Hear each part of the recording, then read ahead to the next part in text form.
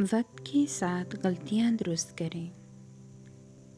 زندگی کے آخری حصے میں اپنی غلطیوں پر پچھتاوا کرنے کی بجائے وقت کے ساتھ اپنی غلطیوں کو درست کرنا چاہیے۔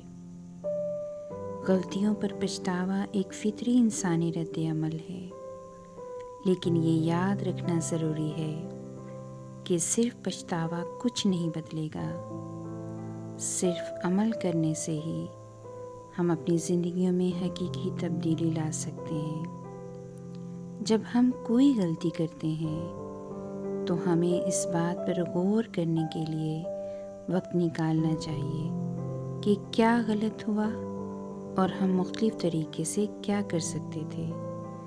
پھر ہم اس علم کو تبدیلیاں کرنے اور اپنے مستقبل کے نتائج کو بہتر بنانے کے لیے استعمال کر سکتے ہیں۔